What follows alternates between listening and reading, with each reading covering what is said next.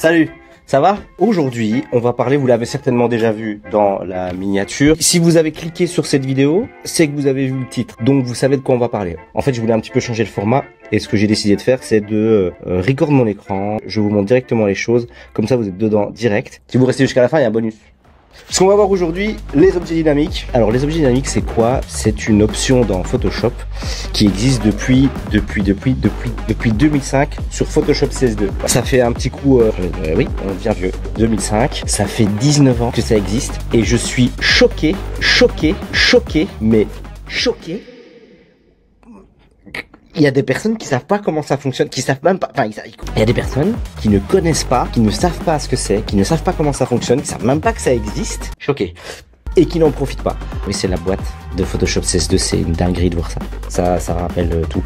Petite parenthèse, CS2, pourquoi? Parce que Creative Suite, c'est le début de l'interconnectivité entre tous les softwares d'Adobe, on va dire, entre InDesign, Illustrator, Photoshop, même Lightroom peut exporter vers des choses. Bref, c'était un petit peu de réunifier toute la famille et ils avaient appelé ça CS, Creative Suite. Voilà, c'est la parenthèse, elle est refermée. Des objets dynamiques, vous les avez déjà certainement vus dans des mock-ups, dans des simulations, c'est ce qui permet de venir plaquer avec la déformation, la lumière, tout. Je vous montrerai peut-être tout à l'heure un mock-up qui fonctionne avec des objets dynamiques. Alors on va rentrer directement dans le vif du sujet. Alors un objet dynamique, c'est quoi? C'est très simple. C'est un calque dans un PSD, tout à fait classique. On le voit ici dans Photoshop, hein, c'est un calque dans la fenêtre des calques. Il a une particularité en fait, c'est qu'il se comporte exactement comme un PSD. C'est-à-dire que ce calque est en fait un PSD dans un PSD qui peut contenir des images, du vectoriel, du texte, mais aussi des réglages, des pinceaux, des groupes, un petit peu tout ce qu'on veut, enfin tout ce qu'on veut, un petit peu tout ce qui se retrouve dans un PSD. Faut savoir que si c'est un PSD dans un PSD, ça veut dire qu'on pourrait donc avoir un PSD dans un PSD, un PSD qui est dans ce PSD, donc un PSD dans un PSD dans un PSD, et dans ce propre PSD, on pourrait encore avoir un autre PSD. Donc en fait, on pourrait avoir des objets dynamiques dans des objets dynamiques dans des objets dynamiques. C'est un petit peu des poupées russes, quoi. C'est le principe. Ce principe d'avoir un PSD dans un PSD. Ok, ça c'est ce que c'est. Ça se remarque, on le voit avec cette petite icône. Je vais directement convertir. Voilà, cette petite icône ici. Ça, c'est un objet dynamique. Il faut savoir aussi que c'est pas forcément un PSD, ça peut aussi être un AI, un Illustrator. D'accord? Je vais prendre un objet vectoriel, je vais le coller dans Photoshop. Ok, je le colle en tant qu'objet dynamique. Boum. Il va le coller comme objet dynamique vectoriel. C'est donc un AI qui se retrouve dans Photoshop. On verra un petit peu plus tard comment ça se passe.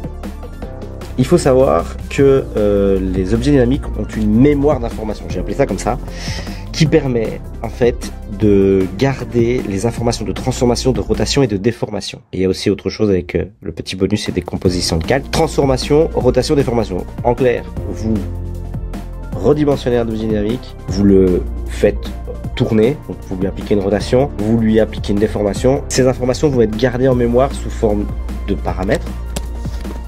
Une transformation manuelle ici, on a l'information de rotation, largeur, hauteur, tout est sauvegardé dans l'objet et vous permet de passer de 20 à 40, de 40 à 60. Mais ça c'est important de comprendre que ces objets-là ont ces informations en mémoire. Si c'est pas clair, dites-le dans les commentaires, je vous expliquerai. Ok, bon, c'est très bien tout ça, mais à quoi ça sert? Alors à quoi ça sert un objet dynamique? Mais premièrement, c'est non destructif. C'est-à-dire que quand je dis non destructif, ça veut dire que lors de la transformation, il va pas perdre sa qualité, il va pas perdre le nombre de pixels qu'il contient. Non destructif vous permet donc de manipuler l'objet comme bon vous semble sans perdre d'informations de pixels. Je vais vous le montrer tout de suite. On va aller chercher la photo de notre petit chat. On va l'ouvrir comme ça. Ok, je vais le déverrouiller. Je vais l'importer et je vais le mettre comme objet dynamique. Je vais le réimporter et je vais pas le mettre comme objet dynamique. C'est comme ça qu'on va voir la différence. C'est-à-dire que je vais les réduire à crever. Genre comme ça. Je vais les réagrandir comme ça. Là vous allez comprendre tout de suite. Hein. Voilà. En réduisant l'image,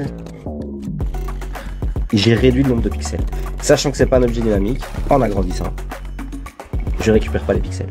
Tandis que l'objet dynamique, C'est un PSD, il garde l'information de transformation, mais aussi il garde toutes les informations de pixels, toutes les informations qu'il contient à la taille d'origine, et donc on peut le redimensionner à souhait, on perd rien. Voilà, là, sur cette version, là, on a détruit les pixels, donc on ne sait plus les retrouver, et là, on n'a rien détruit du tout le non destructif. Ok, après, je retourne dans mon Figma, oui, parce que j'utilise Figma, ça mérite peut-être aussi de faire une vidéo. On peut appliquer des filtres sur les objets dynamiques, des filtres sous forme de paramètres dynamiques. Alors, qu'est-ce que ça veut dire? Je vais reprendre mon objet vectoriel, je vais lui appliquer un filtre qu'on connaît tous, qui est le flou gaussien. Ok, tac, voilà, je vais lui mettre une valeur de 34. On voit directement qu'il y a une icône qui est apparue à côté de mon objet dynamique vectoriel. Je vois qu'il y a un filtre dynamique. Paramètre, pourquoi? Parce que paramétrable, c'est-à-dire que je peux revenir dessus. Je peux même appliquer, il y a un masque qui est là, et je peux sur ce masque venir appliquer ou désappliquer mon filtre dynamique qui est ici un flou gaussien. Si vous ne comprenez pas comment fonctionnent les masques, eh ben dites-le en commentaire, je ferai une autre vidéo. Je vais vous montrer ça avec un objet classique. Donc on va dupliquer notre objet dynamique, je vais pouvoir le pixeliser. Donc il va perdre son information vectorielle et il va devenir un calque tout à fait classique. On va lui appliquer notre flou gaussien. Il est derrière, on va cacher celui-ci. Hop. Voilà, je lui applique 126. C'est perdu. C'est irrécupérable ça. Je peux pas, à part faire un commande Z, vous revenez dans l'historique. Mais dès qu'il est appliqué, il est perdu. Celui-ci, je peux revenir. Je peux changer comme je veux. Donc on peut appliquer des filtres dynamiques qui sont paramétrables. Il y en a d'autres, hein. On peut appliquer du bruit.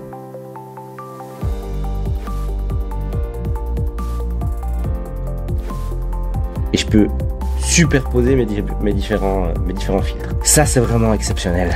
Parce que ça vous permet d'avoir plusieurs objets et de jouer comme ça si vous avez besoin. Quelque chose de super intéressant, je viens d'en parler justement avec plusieurs objets, c'est dupliquer en instance modifiable. Alors, qu'est-ce que ça veut dire dupliquer en instance modifiable? Pour comprendre que c'est une instance. Une instance, c'est un objet référence qu'on va dupliquer et qui va garder un lien avec cet objet référence. Donc il va devenir une instance de cet objet. Je vous montre parce que pour l'expliquer ce sera beaucoup plus facile. Je vais aller chercher un ballon de foot. J'ai été chercher un ballon de foot, je vais le sélectionner. Directement, je vais le convertir en objet dynamique. Et je vais faire une petite compo avec. C'est pas beau. Il y en a certains, je vais leur appliquer un filtre dynamique, comme on vient de le voir juste avant. Et tous ces objets sont tous un duplicata de l'objet dynamique qui était juste ici. Ce qu'on va faire, c'est que je vais double-cliquer sur l'objet dynamique. Il s'ouvre comme un fichier PSD. Alors il dit PSB, ça je vous expliquerai, mais en gros un PSB et un PSD c'est la même chose. Et on va venir lui appliquer un petit truc. On va venir le coller. Je peux aussi le coller en objet dynamique, c'est pas grave. Et on va le mettre grossièrement ici. Vous êtes prêts? Je vais faire commande S. Il s'est rajouté partout. L'avantage, c'est que garder l'information de rotation. Donc je peux les modifier très facilement. Je peux les rétrécir. Je peux en dupliquer un et venir lui appliquer un filtre directionnel parce qu'il bouge le ballon en fait. Et donc j'ai pu rapidement appliquer mon logo sur mon ballon. J'ai envie de modifier ça. Je double-clique sur une des instances et je vais le mettre. Voilà. Je fais CTRL S. Il se retrouve partout.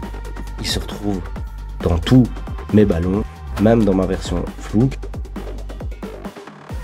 Faut savoir que j'ai dupliqué un objet dynamique que j'ai édité et dans cet objet dynamique, j'ai mis un objet dynamique vectoriel. Pareil, il va fonctionner de la même façon. On va voir tout de suite. Je vais double-cliquer. Il va ouvrir une version ici. Et je vais enlever les cercles qui sont là. Voilà. Disons que je fais ça. Je fais CTRL S. Et ils ont changé partout. Donc là, ça a bien illustré le principe de un PSD dans un PSD dans un PSD. C'est assez puissant et ça permet de faire des choses rapidement. C'est exactement comme ça que sont faits les mock-ups qu'on trouve sur internet. On le voit ici, on a l'objet dynamique qui est là. Si on fait une transformation, il a gardé la déformation en mémoire, comme j'explique tout à l'heure. Je double-clique sur l'objet, je viens mettre une image dedans, hop, je save, et quand je reviens, elle est appliquée, elle a la déformation, je peux mettre du texte. il va l'appliquer, c'est tout. Ça sert aussi à garder les données vectorielles.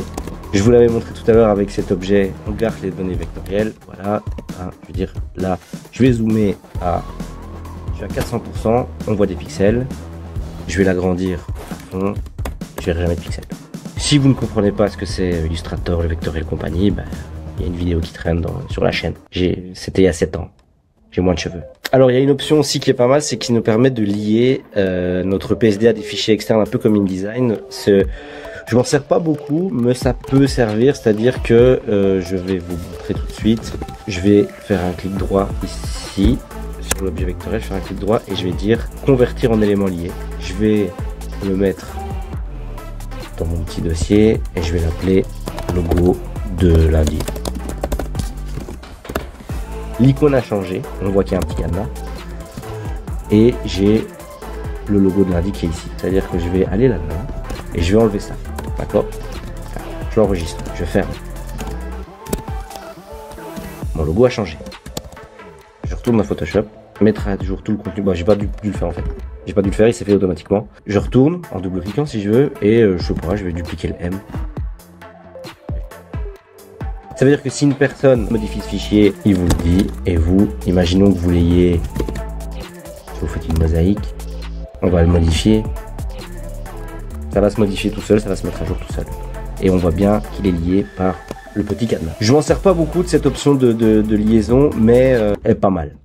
Alors, en pratique, il y a 2-3 petites choses sur lesquelles il faut faire attention au niveau des objets dynamiques. La première, quand même, c'est les options de fusion, la transparence. Je vais aller chercher le petit chat et je vais le mettre là derrière. Dans mon objet ici, par exemple, je vais agrandir et je vais lui appliquer une ombre. Elle est en mode de fusion normal. Ok, j'enregistre. Il y a une ombre qui s'est affichée partout. Par contre, je voudrais un petit truc sympa et je vais essayer avec lumière vive qui a tendance à cramer. Moi, je fais des signes avec ma main alors qu'en fait, je recorde mon écran et que personne ne voit mes mains par rapport à l'écran. Champion du monde. Hop. Lumière vive, je vais mettre en blanc.